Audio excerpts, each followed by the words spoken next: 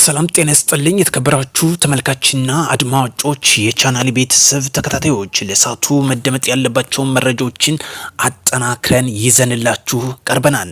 በተለይ አዲስ የሆነ ሰብስክራይብ ቤተሰብ የሆናችሁ ላይክ ሼር ማድረጋችሁን እንዳትረሱ። መረጃ ሙሉ ሁሉ ይዳረስ ዘንድ በተለይ የፖሊቲ ቢሮ ተከፈተ ያለው ፋኖ ምንድነው? ፖሊቲ ማለትስ ምንድነው? ይህን ሚስጥር በትንታኔና በትንታኔ የምንመለከተው ወይም ሴራውን የምናጋልጠው ይሆናል። በአንጻሩ ደግሞ መንግስት የዘረጋላቸውን የሰላም ጥሪ ተቀብለው ይገባሉ። ይህንም ጉዳይ በትንታኔ እንዳስሳለን። ፊልድ ማርሻል ብርሃኑ ከአፍሪካ ሚሊታሪ ጋር ውይይት ማድረጋቸው ተሰምቷል። ይህንም እንዳስሳለን።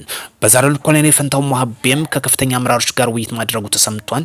እነዚህን ጉዳዮችም አስደምጣችኋለሁኝ። እስከ ፕሮግራም ፍጻሜ ከኔ ጋር አብራችሁ ተዘልቁ ዘንድ በአክብሮት እየጠየቅን ወደ ጉዳያችን ቀጥታ የምናመራ ይሆናል። በሰሜን ወሎ ዋድላ ደላንታ መቄትና ቀጠና የሚንቀሳቀሰው ራሱን የደገው መብረቅ ኮር ብሎ የሚጠሩት ታጣቂ ኃይልና አመራር የነበረው ተመቸ በሪውን ወይም በቅጽሉ ስሙ ራሽፎርድ እያሉ የሚጠሩት የሚያቆላሽሙት እንዲሁም በሰሜን ወሎ እና ስካይፕ በጥምር ጦር እርምጃ ተወስዶበት እስከ መጨረሻው ተሰናብቷል።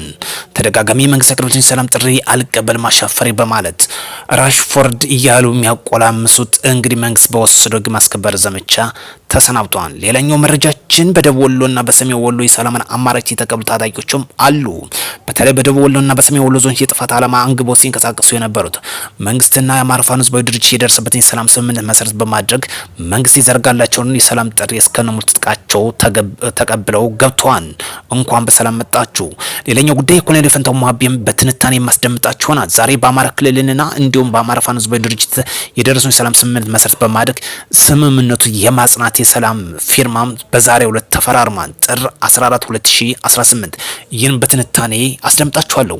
ወደ ጉዳያችን ወደ ዋናው ቁም ነገር እዚህ ጋር ይዘን ስናልፍ በተለይ ፖሊቲ ምንድነው? የፖሊቲ ቢሮ ፋኖ የአማራ ፋኖ ብሔራዊ ንቅናቄ አዲስ የመሰረቱት ከፍተና ብሏል።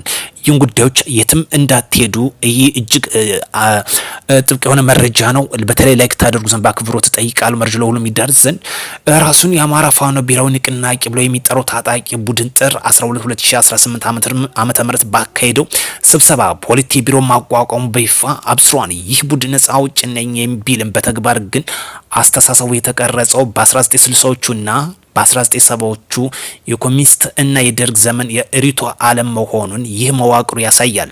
ፖሊቲ ቢሮ የሚለው ቃል የጭቆናና የፈላጭ ቆራጭነትና የዲሞክራሲ እጦት ምልክት መሆኑን የሚያሳይ ጉዳይ ነው። ዓለም ይህን አሰራር ግማሽ ክፍለ ዘመን በፊት አሽቀንጥሮ የጣላቸው ቢሆንም ራሱን እንደ አዲስ ተስፋ የሚያቀርብ ቡድን ይህን ጊዜ ያለፈበት መዋቅር እንደ ትልቅ ደርግ ድል አድርጎ ማቋቋሙ የፖለቲካ እውቀት ድህንነቱን ያሳያል። ነጻነትና ዲሞክራሲያን እሻለው የሚል አካል እንዴት የጭቆና ምልክት በሆነው የፖሊቲ ቢሮ ራሱን ያደራጀን የሚል ጥያቄ የሚያስነሳ ጉዳይ ነው። ይህ የሚያሳየው ቡድኑ ስልጣን ቢይዝም ሊከተል የሚችለው መንገድ ከቀድሞቹ አምባገነኖች የተለየ እንደማይሆን አንዱ ማሳያ የሆነ ይነገርለታል። በተለይ በዲሞክራሲያዊ ስርዓትና ፖለቲካ ወታደሩን ይመራ እንጂ ታጣቂ ቡድን የፖለቲካ አቅጣጫን አይቀይርም። ስለዚህ ታጣቂዎቹና ገና ከጫካ ሳይወጡ የፖሊቲ ቢሮ መስርተው ወታደራዊ እና ፖለቲካዊ ካርታ እናዘጋጃለን ማለታቸው ነገ የህዝብን ድምጽ በጠበንጃ አፈሙዝ ለመጨፍለቅ የታለመ መሆኑን የሚያሳይ ጉዳይ እንደሆነ የሚያመላክት ነው። በተለይ የአማራ ፋኖ ብሔራዊ ንቅናቄን የተመሰረተው ፖሊቲ ቢሮ ቡድኑ ከዘመኑ የፖለቲካ ስልጣኔ ጋር ያልተዋወቀ ኋላ ቀር የጎበዝ አለቃ ስብስብ መሆኑን በይፋ ያረጋገጠበት ማሳያ መንገድ ነው። ኢትዮጵያ የምትፈልገው የፖሊቲ ቢሮ የሚመራ የጠበንጃ አስተዳደር ሳይሆን በህዝብ ድምጽ የሚመራ ዘመናዊ መዋቅርና ዲሞክራሲያዊ መሆኑ ግልጽ ዓለም ያወቀው ሀድ ነው። ስለዚህ ወደ ኋላ ቀርነት አንዱ የሚያሳይ የፖሊቲ ቢሮ በትናንትናው ዕለት መክፈቱ አንዱ ኋላ ቀርነትና ጨፍላቂነትን የሚያሳይ በዚህ የሚያምን ቡድን መሆኑ ግልጽ አመላካች ነው። ስለዚህ ፖሊቲ ቢሮ የሚለው ወይም ደግሞ ፖሊቲ ማለት ግማሽ ክፍለ ዘመን እንግዲህ የቀረውን እንደገና ወደ ኋላ መመለስ አንዱ የሚያሳፍር ጉዳይ ነው። ይህንም በግልጽ እናወግዟለን። ሌላኛው ጉዳይ ኮሎኔል ፈንታው ሞሀቤ ጥር 14 2018 በዛሬው ዕለት ከከፍተኛ አማራ ክልል ጋር ሰላም ስምምነት መሰረት በማድረግ ፊርማቸውን አሳርፈዋል። ይህንም በትንታኔ እንዳስሰዋለን። ጦርነት በጥቅሉ በህወሓትና በሻዕቢያና በግብጽ ተጠልፏል። ከአጥፊ ኃይሎች ጋር በማበር የህዝብን ጥያቄ ሊመለስ እንደማይችል የአማራ ፋኖ ህዝባዊ ዋና ወታደራዊ አዛዥ ኮሎኔል ፈንታው ሞሀቤ በዛሬው ዕለት በአማራ ክልል መንግስትና የአማራ ፋኖ ህዝባዊ ድርጅት መካከል የተደረገውን ዘላቂ ሰላም ስምምነት ውጤታማ ለማድረግ የሚያስችል የሰላም ስምምነት በዛሬው ዕለት ተካሂዷል። ስምምነቱን አስመልክቶ በተካሄደው መድረክ የአማራ ብሔራዊ ክልላዊ መንግስትና አመራሮችና የሰላም ሚኒስትር፣ የሀገር መከላከያ ሰራዊትና አመራሮች እንዲሁም በመንግስት የቀረበውን የሰላም ጥሪ የተቀበሉ የአማራ ፋኖ ከፍተኛ አመራሮች ተገኝተዋል። በስምምነቱ ላይም ንግግር ያደረጉት የሰላም ሚኒስትር መሐመድ እንድሪስ በክልሉ የነበረው ግጭት ከፍተኛ ውድመትን ያስከተለ ነው።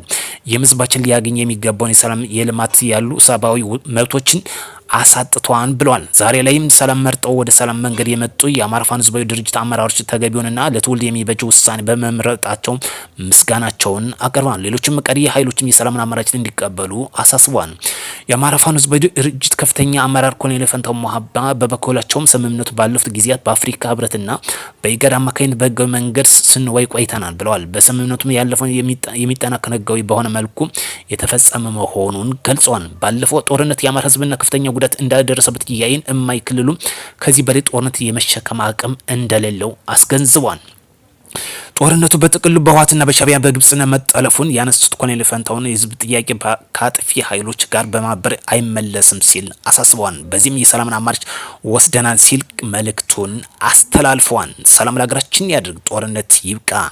ሌላኛው ጉዳያችን ፊልድ ማርሻል ብርሃኑ ጁላ የዓለምና የአፍሪካ ሚሊተሪ ስፖርት ፕሬዝዳንቶች ጋር ውይይት አድርገዋል። የጦር ኃይሎች ኤታማዦር ሹም ክቡር ፊልድ ማርሻል ብርሃኑ ጁላ የዓለም ሚሊተሪ ስፖርትና የአፍሪካ ሚሊተሪ ስፖርት ፕሬዝዳንቶች በቢሮአቸው ተቀብለው አነጋግረዋል። 3 ቀናት የስራ ጉብኝት ወደ ኢትዮጵያ የመጡት የዓለም ሚሊተሪ ስፖርት ፕሬዝዳንት ኮሎኔል ኒልቶን ጎሚዝ ሮሚል ፊልምሆ እና የአፍሪካ ወታደራዊ ስፖርት ፕሬዝዳንት ሜጀር ጄኔራል ሚካያኖ አብደላሂን እንዲሁም የዓለም አቀፍ ወታደራዊ ስፖርት ዋና ጸሐፊ ሻምበል ሮቤርቶ ሪቺያ ናቸው በዚህ ጉዳይ ውይይት ያደረጉት። በውይይቱም የሀገራችን የኢትዮጵያን በቀጣይነት አፍሪካ ሚሊተሪ ስፖርት ማዘጋጀት በምትችልባቸው እና የመከላከያ መቻል ስፖርት ክለብ በዓለምና በአፍሪካ ሚሊተሪ ስፖርት ተወዳዳሪነት በሚችልበት ጉዳዮች መወያየታቸው ተገልጿል። እንዲሁም ጀነራል አበባው ታደሰ የተገኘበት በሰሜን ሸዋ ዞንም ከፍተኛ አመራሮች የሰላም ጉዳዮችን ገምግመው ውይይት እያደረጉ ይገኛሉ። ከፍተኛ የስራ ኃላፊዎች በአማራ ክልል በሰሜን ሸዋና በቀጣናው የሰላም እና የመልካም አስተዳደር ስራዎችን ገምግመዋል። በግምገማው ባለፉት ወራት በቀጣናው በተሰሩ የሰላም መልካም አስተዳደር ስራዎችን በርካታ ለውጦች መምጣታቸውን ገልጸዋል። በቀጣይም በዘላቂ የህዝቡን ሰላምና ደህንነት ለማረጋገጥ በትኩረት እንደሚሰራ ጀነራል አበባው ታደሰ በተገኙበት አመላክተዋን መልእክታቸውንም አስቀምጠዋል። ውድ ቻናል ቤተሰብ ተከታታዮች ለሀገራችን የሚበጀው ሰላም ብቻና ሰላም ብቻ ነው። በጦርነት ተጀምሮ በጦርነት የሚፈታ ጉዳይ የለም። በመጨረሻም የደረጀ በላይ አጃቢ የነበረው በጥምር ጦርና ጸጥታ አስከባሪ ኃይል በቁጥጥር ስር ወይም ደግሞ እጅ ከፈንጅ በምርኮኝነት ገቢ መደረጉ መረጃው እየወጣ ይገኛል። እጅግ የሚል ጉዳይ ነው። ሰላም ይቅደም፣ ሰላምና አልቀበለም በሚለው ደግሞ ህግ ማስከበር ዘመቻውን እያጸና ይገኛል። የሀገር መከላከያ ሰራዊታችን ሰላም ለሀገራችን ያድርግ። ታጥቃችሁ እንቀሳቀሱ ወንድሞቻችን ተመለሱ። በዚህም በማዕከላዊ ጎንደር ዞን ደንቢያ ቀጠና በትናንትናው ዕለት ማለት ነው ጥር 13 2018 ማለት ነው በትናንትናው ዕለት በጥምር ጦር በተሰራ ህግ የማስከበር ኦፕሬሽን ሸጋው አያ ነው ተብሎ የሚታወቀው የደረጀ በላይ አጃቢ እጅ ከፈንጅ ወይም ደግሞ በቁጥጥር ስር ውሏል።